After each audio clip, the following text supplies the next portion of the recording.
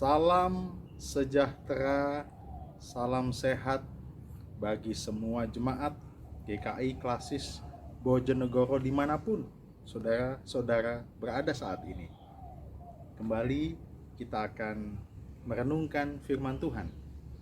Kali ini bacaan akan diambil dari Ulangan pasal yang ke-10 ayat 12 sampai dengan 13. Demikian firman Tuhan. Maka sekarang, hai orang Israel, apakah yang dimintakan daripadamu oleh Tuhan Allahmu selain dari takut akan Tuhan Allahmu, hidup menurut segala jalan yang ditunjukkannya, mengasihi Dia, beribadah kepada Tuhan Allahmu dengan segenap hatimu dan dengan segenap jiwamu. Berpeganglah pada perintah dan ketetapan Tuhan yang kusampaikan kepadamu pada hari ini, supaya baik keadaanmu. Tagline atau kalimat utama hari ini adalah tanpa penundukan diri tidak ada sukacita.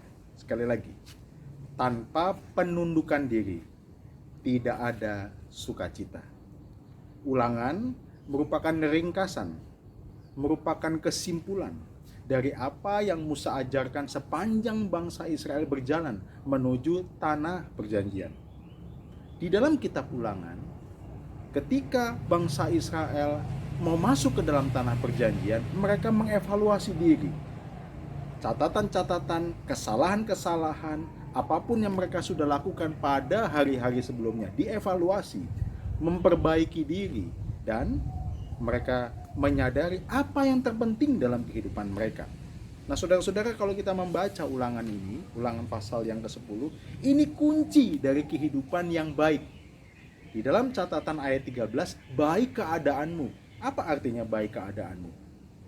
Sehat, sejahtera, diberkati, menjadi berkat, berlimpah dengan sukacita dan syukur, itu baik keadaan. Nah, pertanyaannya, bagaimana bangsa Israel di tanah yang mereka akan masuki nanti, kehidupan mereka akan baik keadaannya?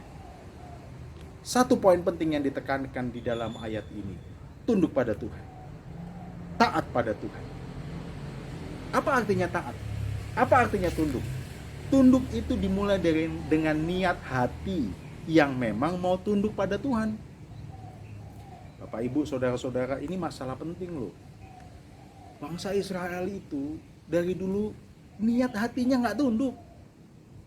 Dia kalau punya mau baru datang pada Tuhan. Kalau punya karep baru mau dengar Tuhan. Atau bahkan kita melihat perjalanan mereka, susah sekali mereka mendengar, disebut sebagai orang yang tegar tengkuk. Di sini catatan penting. Kalau kamu mau tunduk, dimulai dengan niat hatimu mau tunduk pada Tuhan. Niat hati itu dikunci dulu. Mengunci niat hati. Niat hati kita, Tuhan, saya mau tunduk pada Tuhan. Tetapkan dan tegaskan niat hatimu untuk tunduk pada Tuhan. Nah, niat hati itu kemudian diikuti dengan perencanaan hidup. Nah, saudara-saudara, kalau ada niat hati mau tunduk, maka kita akan merencanakan hidup untuk tunduk pada Tuhan. Pada saat engkau membayar pajak, pada saat engkau menjaga kebersihan lingkunganmu, pada saat engkau di rumah hadir di dalam kehidupan anak-anak, pada saat engkau beribadah, engkau fokus tidak main HP, tapi engkau fokus untuk dengar firman Tuhan dan ikut ibadah. Pada saat engkau bekerja, engkau tidak mengkorupsi waktu. Pada waktu kita memberikan persembahan dengan niat yang tulus dan juga dengan tindakan yang sopan. Tatkala kita menjaga lingkungan kita tidak buang sampah sembarangan. Itu hal-hal yang menunjukkan perencanaan kita. Dan perencanaan yang ditunjukkan melalui tindakan-tindakan. Itu bentuk dari ketundukan. Nah, saudara-saudara, orang yang punya niat hati untuk tunduk dan juga rencana yang tunduk, dan rencana itu dilakukan dengan nyata, orang-orang semacam itu, firman Tuhan katakan, akan baik keadaan. Maka tidak ada sukacita, hati yang bersyukur tanpa penundukan diri. Kalau kita melihat perjalanan bangsa Israel, apa sih kurangnya mereka? Melihat mujizat, melihat kebesaran Tuhan, laut terbelah, nggak punya roti mana turun, nggak ada air, itu batu karang keluar air, luar biasa. Tapi kenapa mereka tidak punya hati yang bersyukur? Karena mereka tidak mau menundukkan diri di hadapan Tuhan. Sekali lagi, tanpa penundukan diri, tidak ada keadaan yang baik, tidak ada sukacita, tidak ada ucapan syukur. Ketika kita tunduk pada Tuhan, apapun keadaan kita, apapun yang kita terima, maka ada ucapan syukur yang kita bisa panjatkan kepada Tuhan. Saudara-saudara, mari kita berjalan di dalam jalan ketaatan dan ketundukan. Karena di dalam jalan ketundukan itu ada sukacita yang sejati, ada kebahagiaan, ada kemenangan, dan ada pertolongan Tuhan yang nyata.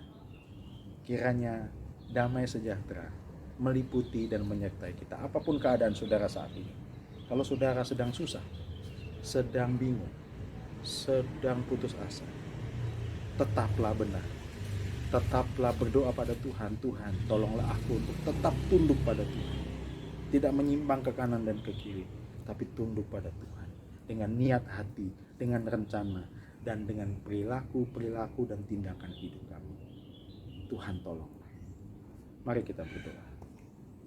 Tuhan, dimanapun jemaat-Mu berada saat ini, firman Tuhan dengan jelas menegaskan, tanpa penundukan diri, maka tidak ada kebahagiaan. Tanpa penundukan diri, maka tidak ada sukacita. Tanpa penundukan diri, maka tidak ada keadaan yang baik. Ketika kami taat, ketika kami tunduk, maka firman-Mu berkata, baiklah keadaan. Tolonglah kami untuk tetap tunduk, apapun keadaan kami, meskipun susah, meskipun saat ini kami mengalami tantangan yang tidak mudah dalam pekerjaan, dalam keluarga, di dalam kehidupan sehari kami. Tapi Tuhan, tolong kami untuk tetap tunduk. Roh Kudus, ingatkan kami selalu dan mampukan kami, dorong kami untuk kami terus tunduk pada Tuhan. Dan kiranya kami boleh menikmati sukacita yang Tuhan berikan di dalam kehidupan kami. Terima kasih Tuhan. Berkati kehidupan kami dan seisi rumah kami. Terutama tatkala kami menggumulkan di dalam bulan keluarga ini. Kiranya Tuhan, keluarga kami tunduk pada Tuhan. Dan keluarga kami mengalami sukacita dari Tuhan. Kalau ada konflik, kalau ada hubungannya retak, biarlah kami kembali menundukkan diri kepada kebenaran Tuhan. Kembali ikut aturan main Tuhan. Kembali setia pada kebenaran Tuhan. Maka ada pemulihan di sana. Tanpa penundukan diri, tidak ada pemulihan. Terima kasih ya Tuhan. Di dalam nama Tuhan Yesus kami berdoa. Amin. Tetaplah taat. Tetaplah tunduk saudara-saudara. Nantikan sukacita, berkat, ucapan syukur yang menyertai dan terlimpah dalam hidup saudara. Salam dalam nama Bapa, Putra, dan Roh Kudus. Amin.